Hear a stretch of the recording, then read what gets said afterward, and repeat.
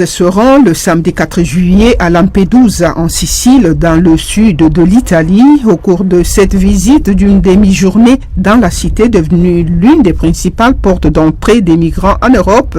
Il va notamment prier pour les victimes des migrations, rencontrer des migrants et encourager tous ceux qui œuvrent à leur accueil. La visite de Pape Léon s'inscrit dans la continuité de son engagement en faveur des périphéries humaines et du témoignage laissé par son prédécesseur immédiat, le pape François.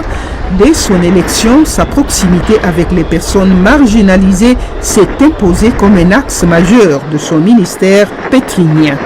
Le programme prévoit la bénédiction d'une plaque dédiée au pape François dont le premier voyage apostolique en 2013 fut à Lampedusa.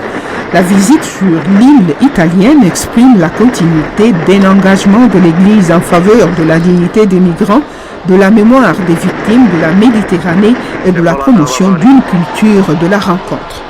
Dans une interview accordée à Radio Vatican, Monseigneur Nicolas Lermoud, archevêque de Tunis et président de la conférence épiscopale de la région nord de l'Afrique, partage son regard sur les défis migratoires qui unissent les rives de la Méditerranée. Il parle d'une histoire de migration inversée et partagée.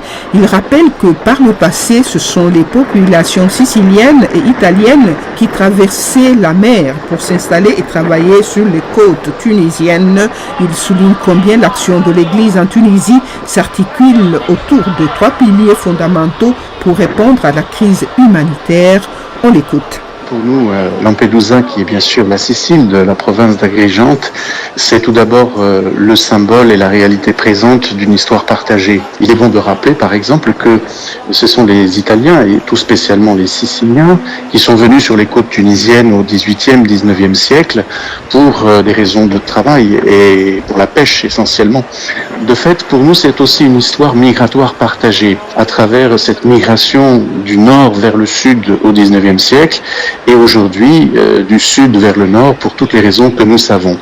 Alors, bien entendu, c'est un sujet qui est brûlant pour l'ensemble de notre monde méditerranéen. Le défi des personnes en mouvement, de leur accueil, de leur accompagnement, mais aussi de l'analyse précise des raisons qui font qu'ils partent, sont parmi les plus grands défis que nous vivons aujourd'hui. Défi est un mot parfois faible puisqu'il y a malheureusement énormément de drames.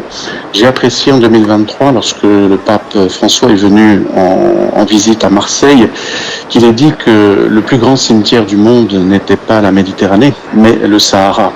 Avant même la traversée de la mer, il y a des drames humains très forts et même atroces qui se passent dans le désert, sur les routes migratoires, qu'on oublie souvent en focalisant sur l'urgence bien légitime de sauvetage en mer ou des drames qui se passent au moment des traversées, en oubliant parfois souvent ce qui peut se passer sur les routes du désert. Et face à ce drame, Monseigneur, quel est le rôle de l'Église en Tunisie auprès des personnes en situation de migration? La position de l'Église en Tunisie et son action s'articule dans ce domaine autour de 3 axes.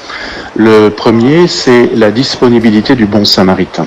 Lorsqu'une personne souffre, on ne se pose pas la question de savoir ni d'où elle vient ni où elle va, mais on essaye autant que c'est possible et toujours dans le respect de la légalité, de venir à son aide. Le deuxième axe, c'est celui de l'écoute. Nous nous rendons compte qu'en fait, beaucoup de personnes arrivent ici, animées de rêves, même de mirages qui les attirent, avec des boussoles existentielles qui sont très largement désarticulées. Et donc, nous essayons chaque fois que possible de nous asseoir avec les intéressés pour nous interroger sur le projet de vie qui est le leur. Lorsque le pape Léon, aux Canaries tout récemment, a dit « Je m'incline devant votre dignité », cette dignité des migrants, elle est aussi dans la conduite de Dieu sur la personne qui a été créée à son image et à sa ressemblance. Le troisième axe, c'est celui de l'assistance au retour volontaire. Alors, non seulement des subsahariens qui sont désireux de rentrer dans leur pays, mais aussi le retour volontaire des Tunisiens partis illégalement en Europe et qui sont désireux de revenir au pays avec toutes les problématiques de réinsertion, à la fois familiale, professionnelle, culturelle, sociale que cela peut impliquer.